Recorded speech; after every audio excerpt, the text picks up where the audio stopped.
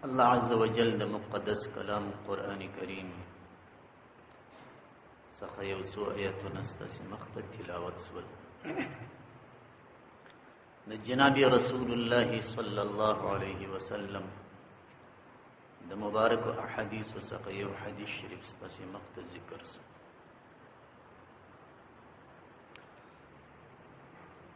عزیزانو،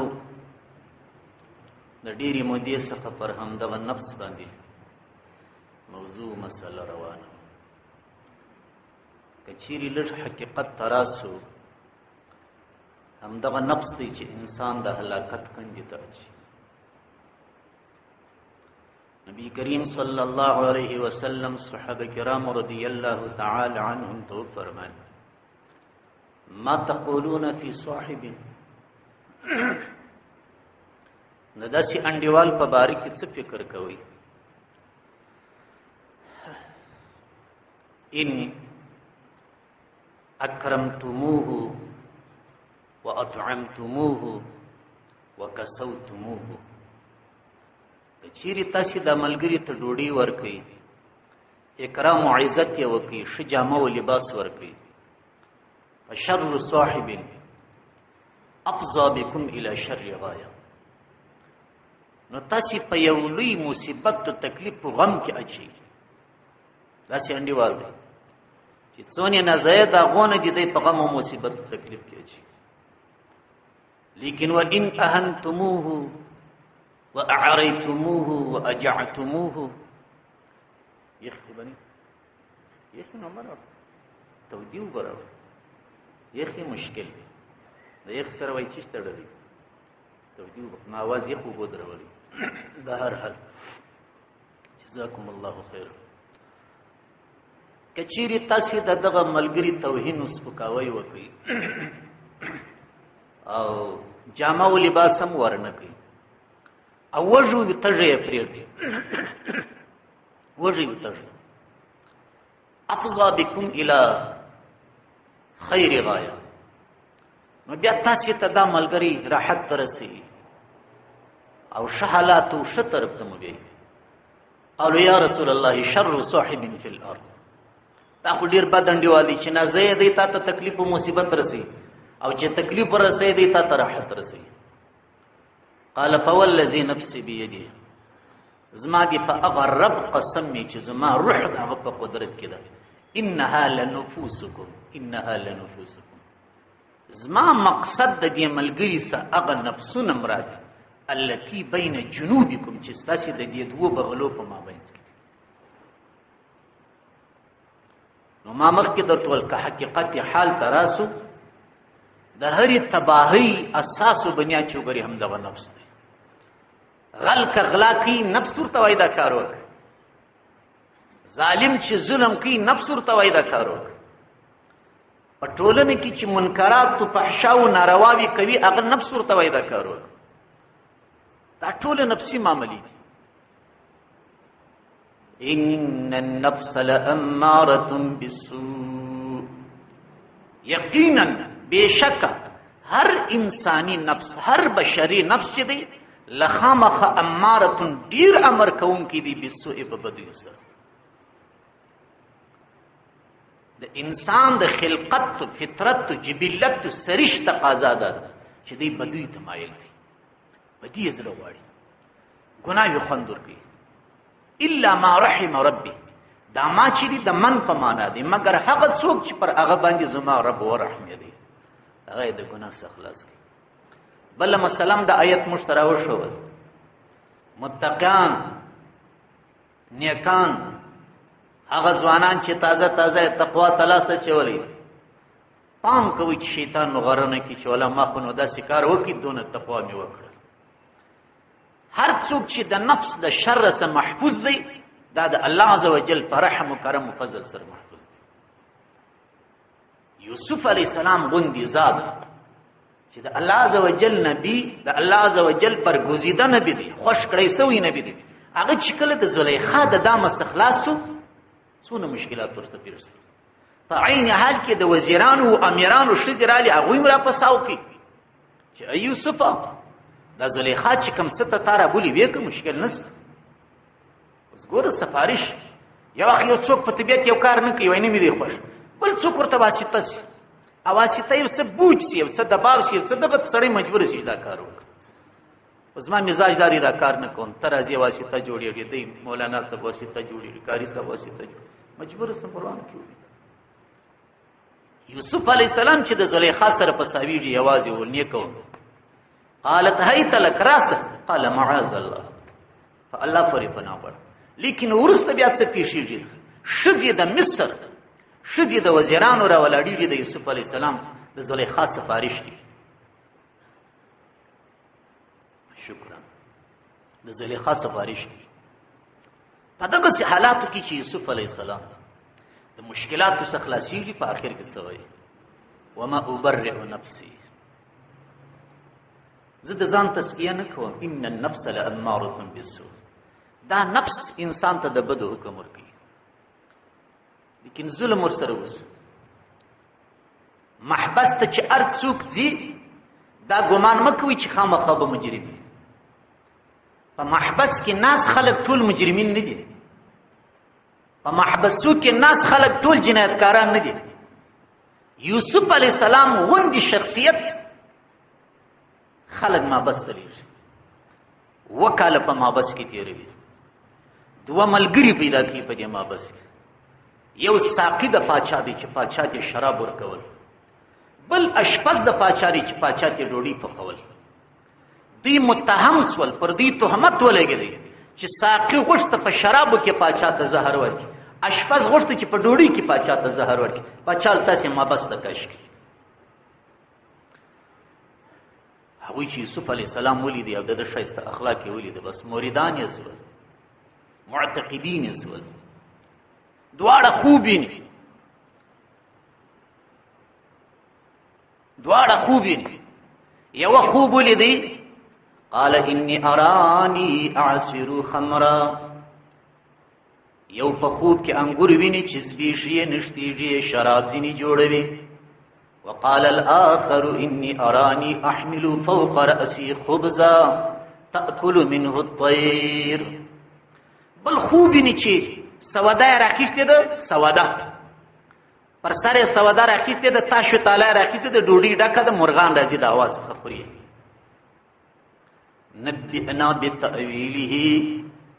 انا نراک من المحسنین شپه چې سهار سو دواړه را یوسف علیه السلام ته کښېناستل چې دا زموږ د خوبو معنا خوراک یوسف علیه السلام دعوت و تبلیغ ورته وکړي خلاصه دا چې د یوه تعبیر یې دا ورکړي چې په تسدو کې به یو خلاصېږي بېرته به پر خپلې زړې وظیفې باندې برقراره کېږي پر ده ناکه تهمت لګېدلی یو به په تس کې په ساویږي دار ته بخېږي 2 کسه متهم وکنه کله چې یو راوځي هغه ساقي نو یوسف علیه السلام ورته وایي تو پاچا ته د زما ذکر وکړه چې په محبس کې ځوان ناست دی نه یې دوسیه معلومه دی نه یې دعوه معلوم بس هسې ناست وایي الله عز وجل ته دا خوښه نه سول الله عز وجل ته دا نه سوه خوښه چې زما پر نبي دی د یو چا احسان راسي زما نبي دی په واسطو ایله سي زه غواړم چې زما نبي د محبس څخه په لوړه شمله راوځي په جګه شمله راوځي وایي څنګه چې عملګري د محبس راوځي الله عز وجل د ذهنه څخه خبره فاسي وکاله فلبث فی السجن بضع سنین وکاله وایي نور په محبس کې پاتې د بضع کلمه په عربي لغت کې د دروس نیولې تر لسو پورې عادت ته وایي نو خبره چی شو اوس نو راځه الله عز وجل وایي دا خبره د ذهن سویس وایي دا ولې وایي الله عز وجل نه غوښتي ته په واسطو یې لسي زه نه غواړم چې زما پر نبي باندې د یو چا احسان وي چې ګوره دغه ما خو نو دا در سره وکړه او دا احسان ډېر زور غواړي الانسان عبد الاحسان انسان د احسان مری دی هیڅ یې نه شي کولی آنکی شیران را کند ربا مزاج آنکی شیران را کند ربا مزاج احتیاج است احتیاج چې د زمریانو څه ګیدړ مزاج انسان جوړوي هغه شي احتیاج د عزت سړی وي د نامه سړی وي نه به احتیاج تا ته به لاس کښته کوي الله عز وجل وایي دا نسبه خوښ حدیث شریف کې عجیبه مفهوم راغلی دی، تاسو واورئ. نبی کریم علیه السلام فرمای اللهم لا تجعل لفاجر علی عندي نعمة اکافیه بها فی الدنیا. خدایا پر ما باندې د فاسقانو فاجرانو احسان مکه چې بیا زه په دنیا کې بدله نه سم ورکوي. الهی ما د فاسقانو فاجرانو تر احسان ملاندې کړ چې فاسق او فاجر سړی زور ته gaډین چې دلته کومک را سره وکړ دلته کومک را سره وکړ او مشت تجربه وکړه. ډیرو مشت جواب راکړي چې ځه بابا په مش پر سر نو برابر. د فاسق او فاجر سره ولې سړی خدمت د دین کومک وایي. الله عزوجل دین الله عزوجل د خپل دین کومک خپل کوي. کته به چا څه کومک غواړي دا کومک په اعتدال کې وغواړي. په چا به مور مشتلی چې الله جسم خدای به کوي تبه کوي دا کار وکړي. هغه نو مجبور شي بره لا محاله پر یو نصیب. اللهم لا تجعل لفاجر الهی د فاجر فاسق د پاره مگر زي عندي نعمت زما سره نعمتونه او کافیه بها فی الدنیا چې بیا زه بدلنه سمر کوي په دنیا کې. خدای کزما سره څوک احسانات کی هغه دي نیکان وي هغه دي بزرگان وي هغه دي شخل. ذکر بل حدیث شریف راځي لا یاکل طعامک الا تقی. ستاسو ډوډۍ دي نیکان خلک وخوري. ستاسو د کور ډوډۍ دي نیکان وخوري. بدانو ته ډوډۍ مور کوي غلو ته ډوډۍ مور کوي ظالمانو فاحش او فاجرانو ته ډوډۍ مور کوي. ولی ستا د کور نه فقط چې وخوړه هغه ځي په معصیت کې مصرفوي. خو ستا ډوډۍ چې نیک سړی وخوري هغه ځي لمونځ کوي عبادت کوي طاعت کوي تهجد کوي د قرآن تلاوت کوي ستا د صدقه سوه. وتعاونوا على البر والتقوى. د نیکۍ په کار کې یو د بل سره کومک وکړي د بدۍ په کار کې کومک مه کوو. څونه ځوانان فساو دي چې انډیوالي پر بدۍ ده سره مجلسونه دي بانډارونه دي جاپانۍ دي پلانکۍ دي توره د اوبو شپې تر سهار ورونه پر فسق فجور انډیوالي ده. او هغه انډیوالي چې پر فسق فجور ده هغه بقا نه لري. تاسې پوښتنه وکړئ ویې به د ټولنې کې پوښتنه واته کالې انډیوالي سره کړي په آخر کې سره ورانه کړي خوند نه کوي. ما کان لله یبقى. هغه رفاقت انډیوالي بقا لري چې د الله عزوجل دپاره. دا د امام مالک رحمت الله علیه مقوله ده. هغه تعلق به بقا لري چې د الله دپاره. نو هغه و چې یوسف علیه السلام پاتې وکاله بعد او دا خبرم واوري الله عزوجل چې کله د یو کار فیصله وکړي چې دا کار دی وسي وای د دې دپاره د غیبو څه اسباب پیدا کړي. وکاله چې نور یوسف علیه السلام تیر کړل الله عزوجل وغوښتل چې بس د باید یوسف علیه السلام باید راووسي. وسي نو څنګه انتظام ورته جوړ کړي. د مصر پاچا خوب ویني. د مصر پاچا خوب ویني و ډنګر غوایي راځي و چا غوایي خوري یاو و زرغونه وږي په خوب ویني و دانې وچ وږي راځي د غنمو پر ابوی تاویږي هغه زرغونم د ځان سره وچ کړي. سار چې راکښېنستي طبیعت مزاج اگر د ګډوډ دي چې دا سانتیک خوب دی. و ډنګري غواوې راغلې و چا غوایي وخوړل غواراله غوایي وخوړل و شنه وږي ولیدل چې و دانې وچ وږي پر تاسو د ځان سره وچ کړل. ویروس ویله کړل. نو درباریانو ټول چې تعبیر راکړي قالوا اضغاث احلام. هغوی ورته دا یو شیطاني خوبونه دي دا ګډوډ خوبونه دي دا بېمانا خوبونه دي. وما نحن بتأویل الاحلام عالمین. موږ د تعبیر د خوب په معنا هم نه پوهېږو. باچا والله دا ګډوډ خوب نه دی قرآنتیک خوب دی. هغه ځوان چې د یوسف علیه السلام ملګری دی هغه هم ناست دی ساقي و باچا ته شراب ورکول. او وذکر یوسف بعد امة. څو کاله بعد یوسف علیه السلام په ذهن کې راغی. باچا ته ویل باچا سلامه زه یو خبره کوم زه چې کله په محبس کې یو ځوان په محبس کې ناست و د خوبو معناوې ورکولې که ته ماته اجازه راکړې زه به ورسم هغه ته به د خوب پوښتنه کړې. باچا ول ورسه سیده سړی راځي محبس ته یوسف علیه السلام ناست غږ پر کوي یوسف صدیق یوسف ایها الصدیق افتنا فی 7 بقرات. ډېر تفصیل هاي په الفاظو کې هم کله کله برکت ما بس تراغي سی ورته وایي یوسف ایها الصدیق اے یوسفا اے رشتنی انسان افتنا فی 7 بقرات سمان. تعبیر را کمانا را کمشتدو چاغو غاو پبارکی یأکلوهن 7 عجاب وږي غواګانې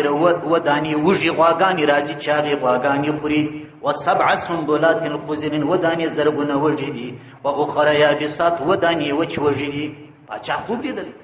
لعلی ارجع الى الناس بولار سم خلق لعلهم يعلمون اغبستار مرتبه ومنقبه مفيجني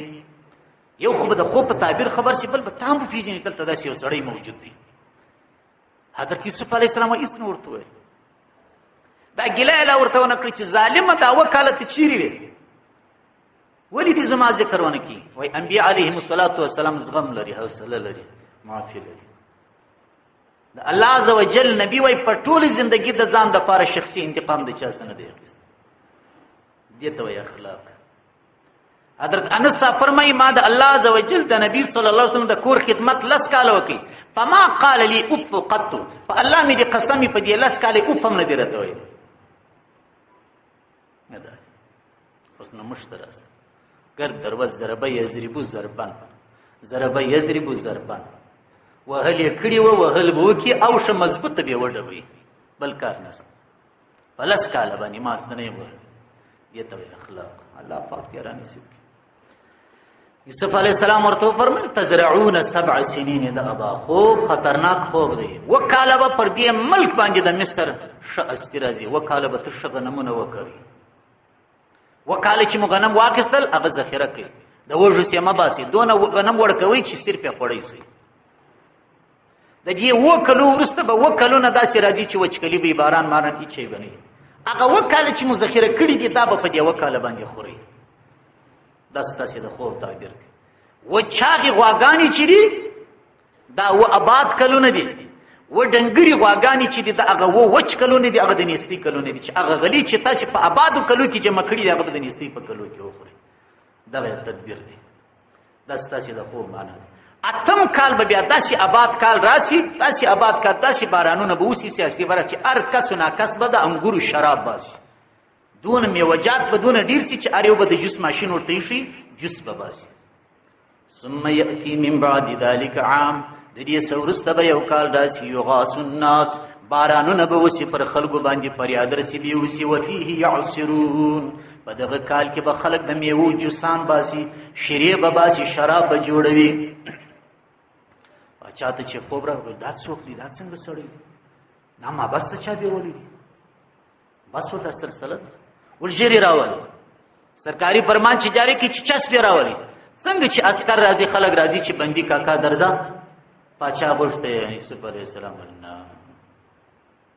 زمانہ تر هغه وخت نه زم چې زما د دوسیه تحقیق نه شوی چې زه په کوم ګناه باندې دې ما بس دراوستل شوی دا دی وقال الملك ائتوني به پاچا حکم وکي چرا ولي دا ځوان فلما جاءه الرسول چې د پاچا قاصد راغی قال يوسف عليه السلام ورته فرمایل ارجع الى ربك نسب در سره لار څه پاچا فاساله پښتنه جنې وکما بال النسوه اللاتي قطعن ايديهن دا هغه شذ پښتنه وک زليخا یو ورځ شذ ملمنې کړلې په دې مجلس کې زليخا ډوډۍ راوړلې میوه راوړلې چړې په لاس ورته څه شراوتم دي شذ د میوه پر ځای ګوتی پرې کړلې ته تحقیق وکړې چې دې شذ ګوتی ولې پرې کړې څه مشکل جوړ ان ربي بكيدهن عليم زما رب د دوی په مکر چلو پرې خبر دی زه تام خبروم پاچا ما رب خو خبر دی لیکن تا خبروم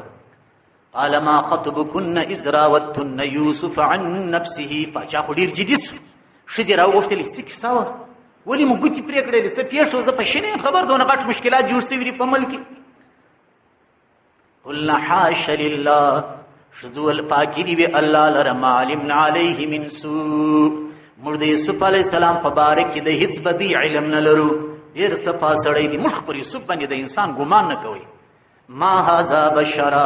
دا خو انسان دی ان هذا الا ملک کریم دا خو یو عزت مند فرشتہ ده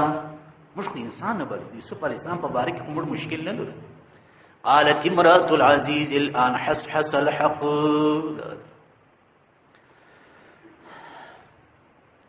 زلیخا په مجلس کې ناست اصلي عامل دغه کار زلیخا و دلته چې خبري بربندي او ښکارس پلي قالت امراه العزيز د عزيزي مصر شذ زلیخا ویل